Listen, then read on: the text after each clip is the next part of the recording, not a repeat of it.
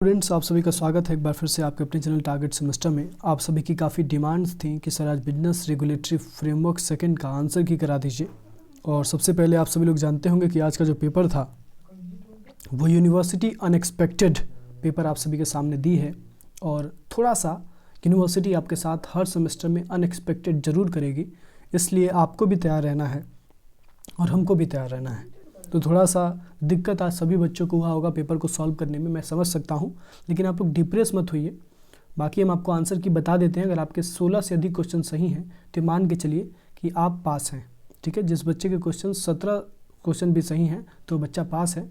बाकी जिनके 17 से कम है तो वो भी परेशान ना हो सकता है यूनिवर्सिटी कुछ क्वेश्चन के आंसर जो है वो कुछ और ही माने। मैं आपको जब बताऊँगा क्वेश्चन के आंसर तो कुछ क्वेश्चन ऐसे हैं जिसमें एग्जैक्ट आंसर मैंने भी रिसर्च किया, तो क्योंकि लॉ है और लॉ में बहुत सारी चीज़ें होती हैं, बहुत सारे लीगल टर्म्स होते हैं, तो कुछ चीज़ों का एग्जैक्ट आंसर निकालना थोड़ा सा मुश्किल है। लेकिन हमने अपनी तरफ से पूरा रिसर्च करके जो भी आपके आंसर की डिज़ाइन की है उसमें जो भी आंसर्स आपको बताए जाएंगे 100% करेक्ट होंगे हमारे एंड से, हमारे रिसर्च के पॉइंट ऑफ व्यू से।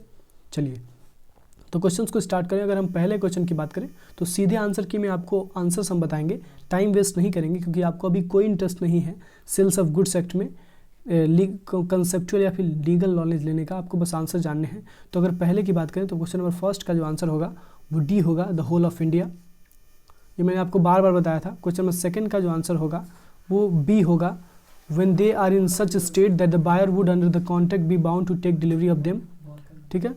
अगर हम तीसरे की बात करें तो तीसरे का जो आंसर होगा वो ए होगा।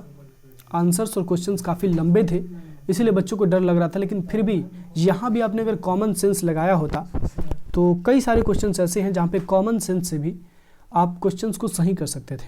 चलिए तो तीसरा का ए होगा। अगर चौथे की बात करें तो चौथे का जो करेक्ट ऑप्शन है वो बी होगा।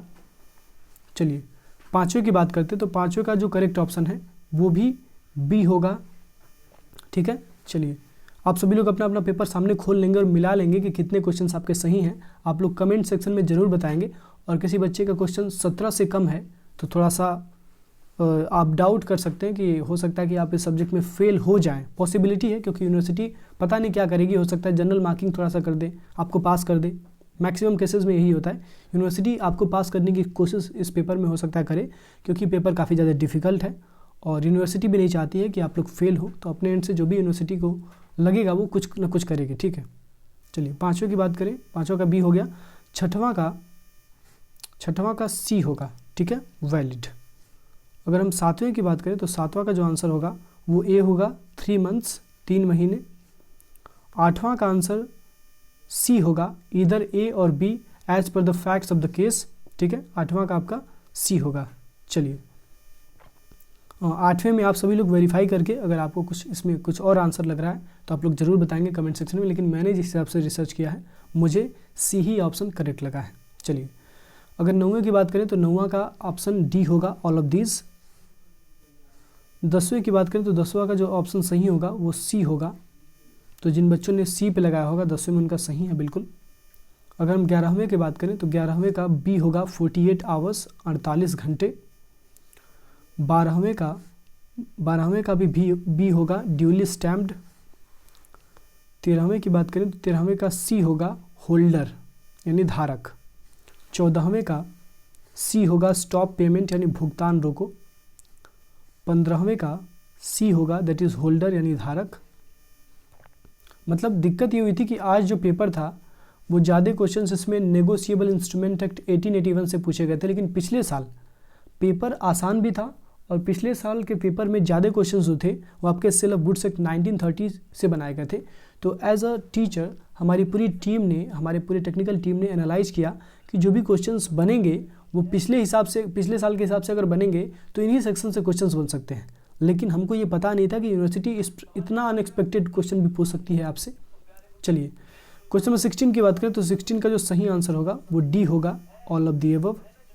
17 की बात करें तो 17 का सही आंसर ए होगा, जनरल क्रॉसिंग यानी सामान्य क्रॉसिंग। 18 का करेक्ट आंसर ए होगा, प्राइमरी लाइबिलिटी यानी प्राथमिक। चलिए 19 का आंसर बी होगा, बिल ऑफ एक्सचेंज। और 20 का आंसर ए होगा, प्राइमरी एंड अनकंडीशनल यानी प्राथमिक और बिना शर्त। 21 का जो आंसर होगा वो सी होगा, both A and B options are not correct and check is required to be return. तो 21 का आंसर सी होगा। 22 की अगर बात करें तो 22 का जो आंसर होगा वो बी होगा, इन ब्लैंक। 23 का जो आंसर होगा वो ए होगा, बैंकर्स डिमांड ड्राफ्ट, बैंकर का डिमांड ड्राफ्ट। 24 का जो सही आंसर होगा वो ए होगा, बिल ऑफ एक्सचेंज। 25 का जो सही आंसर होगा वो होगा, वारंटी जस्ट स्टिपुलेशन। ये क्वेश्चन आपको बताया गया था कई बार। Collateral to the main purpose of the contract.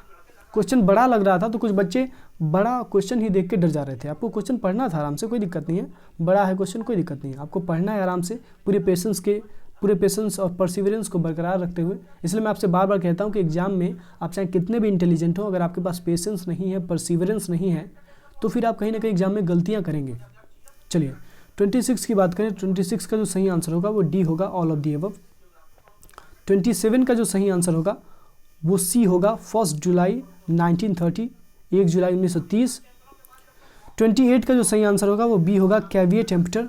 अब यहाँ पे लैंग्वेज थोड़ा सा लीगल था, थोड़ा सा टेक्निकल था, लेकिन यहाँ पे अगर आप सेंस निकालते तो आपको पता है कि हमने सेल ऑफ गुड्स एक्ट में 2 ही कंसेप्ट पढ़ाए थे, कैविएट एम्प्टर और कैविएट वेंडेटर। ठीक है, तो भाई कैविएट एम्प्टर दिया है इसमें और सेल ऑफ गुड्स एक्ट का क्वेश्चन पूछा गया है, तो भाई ये प्रिंसिपल तो इसी का होगा ना, कैविएट एम्प्टर का ही होगा, क्योंकि सेल ऑफ गुड्स में आपको 2 ही प्रिंसिपल पढ़ाए जाते हैं, कैविएट एम्प्टर और कैविएट वेंडेटर। ठीक है, चलिए 29 की बात करें तो 29 का आंसर ए होगा, doing anything which has the effect of putting goods in position of legal representative of seller. 30 की बात करें तो 30 का जो सही आंसर होगा वो बी होगा। चलिए 31 की बात करते हैं। 31 का जो सही आंसर होगा वो आपका डी होगा। ध्यान से 31, क्वेश्चन नंबर 31 की बात करें तो 31 का जो सही आंसर होगा डी होगा, where the goods have been sold on credit but the terms of credit had not expired. तो 31 का डी होगा। 32 का डी होगा, इसका भी डी ही होगा 32 का, ध्यान से याद रखिएगा, देख लीजिएगा आप लोग, मिला लीजिएगा, 31 का भी डी है और 32 का भी डी है। अगर 33 की बात करें तो 33 का सही ऑप्शन डी होगा, इसका भी। ठीक है, चलिए 34 की बात करते हैं। 34 का सही ऑप्शन ए होगा, बेली। अब मैं यहाँ पे ज़्यादा डिस्कशन इसलिए नहीं कर रहा हूँ क्योंकि आपका टाइम वेस्ट ना हो। ऑलरेडी आप लोग काफ़ी ज़्यादा फ्रस्ट्रेटेड हैं, बहुत सारे मैसेज, व्हाट्सअप मैसेज मुझे लग रहा है 100 से अधिक बच्चों के आए हैं कि सर आंसर की का वीडियो प्लीज़ अपलोड करिए, कॉल्स भी आ रहे हैं। इस चीज़ को देखते हुए मैंने डिसाइड किया कि जल्द से जल्द आपका आंसर की डाला जाए और इसमें आपको जल्द से जल्द सारे के सारे आंसर बता दिए जाएँ। तो 34 का जो आंसर होगा वो ए होगा। आगे बात करते हैं 35 की। 35 का जो आंसर होगा वो भी डी होगा। ठीक है, 35 का भी डी होगा। 36 का सी होगा, प्राइस यानी कीमत। 37 का बी होगा, रीजनेबल प्राइस यानी एक तर्क संगत कीमत। 38 का सी होगा, right to repudiate the contract, अनुबंध को अस्वीकार करने का अधिकार। 39 का सी होगा, an offer delivery position and acceptance. ठीक है, 39 का सी होगा। अगर 40 की बात करें तो 40 का सी होगा, एब्सोल्यूट और अनकंडीशनल, पूर्ण और सशर्त। अगला 41 का डी होगा, right of withholding delivery where the property in goods has pass to the buyer. तो 41 का डी होगा। 42 की बात करें तो क्वेश्चन आपको बताया गया था, एक्शनेबल क्लेम और मनी नहीं होता है, तो 42 का डी होगा। हाँ, ये भी बात है कि यूट्यूब पे जो क्वेश्चंस कराए गए थे उसमें से कम क्वेश्चंस आए हैं, क्योंकि ये पता नहीं था ना हमको कि यूनिवर्सिटी इतना अनएक्सपेक्टेड कर सकती है। ठीक है, बाकी जिस हिसाब से यूनिवर्सिटी का नॉर्मल पैटर्न रहता है, नॉर्मल जो बिहेवियर रहता है यूनिवर्सिटी में के एग्ज़ाम के पेपर्स का, उसके हिसाब से हमने जो स्टडी किया था, उसके हिसाब से हमने एनालिसिस करके, रिसर्च करके और आपका पेपर के लिए MCQs ड्राफ्ट किए थे, जिसमें से थोड़ा सा अनएक्सपेक्टेड, थोड़ा सा कुछ ज़्यादा ही अनएक्सपेक्टेड आपका BRF सेकंड का पेपर हो गया। बाकी सारे जो पेपर्स थे वो एक्सपेक्टेड थे और यूनिवर्सिटी ऐसा ही करेगी कि एक ना एक पेपर में आपको अनएक्सपेक्टेड क्वेश्चंस देगी। पूरा का पूरा डिफ़िकल्ट लग सकता है, तो हर पेपर में आपको तैयार रहना पड़ेगा। इसलिए मैं आपसे बार बार कहता हूँ कि आप साथी को ज्वाइन कर लीजिए, कंसेप्चुअल स्टडी करिए, कंसेप्ट्स को पढ़िए। ठीक है, 43 की बात करें तो 43 का सही ऑप्शन ए होगा, इंडियन कॉन्ट्रैक्ट। मैंने आपको कई सारे लेक्चर्स में बताया है। 44 की बात करें तो 44 का अगेन ऑप्शन सही वाला बी होगा, 2 दैट इज़ 2। 45 का सही ऑप्शन बी होगा, any person acting as a banker and any post office saving bank. 46 का अगेन सी होगा, होल्डर, धारक। 48 का ए होगा conceive on the instrument in his own name. 48 का सही आंसर डी होगा अ बिल और note payable after site. And 49 का सही आंसर बी होगा on the next preceding business day. ठीक है, और 50 का करेक्ट ऑप्शन आपका ये होगा by endorsement and delivery thereof. तो दोस्तों ये थे मेरे 50 के 50 क्वेश्चंस जो आज आपके पेपर में आए थे, जिसके आंसर्स मैंने बता दिए आप सभी को। आई थिंक आप सभी लोग मैच किए होंगे और उम्मीद करते हैं कि मैक्सिमम बच्चों के कम से कम 20 क्वेश्चन 25 क्वेश्चन तो सही होंगे ही।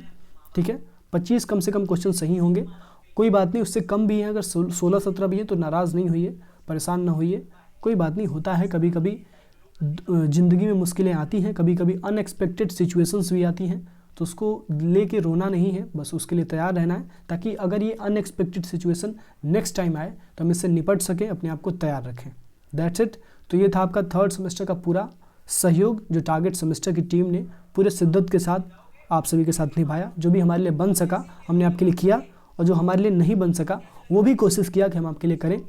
कभी कभी हमारी टेक्निकल टीम और हमारा भी तबीयत ख़राब रहा, लेकिन फिर भी हमने अपनी टेक्निकल टीम से कहा, हमने स्वयं ये संकल्प लिया कि आपका मदद करेंगे किसी भी कीमत पे, चाहे हम कितने भी हमारा बुखार हो या फिर हमारी तबीयत ख़राब हो, फिर भी हमारी टीम और हम सभी लोग आपके साथ थे।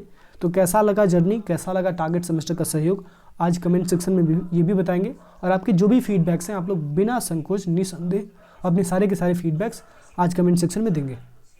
That's it. बाकी कितने क्वेश्चंस आपके सही हैं ये भी आप सभी लोग बताएंगे जाते जाते। दैट्स इट स्टूडेंट्स, मिलते हैं नेक्स्ट लेक्चर में।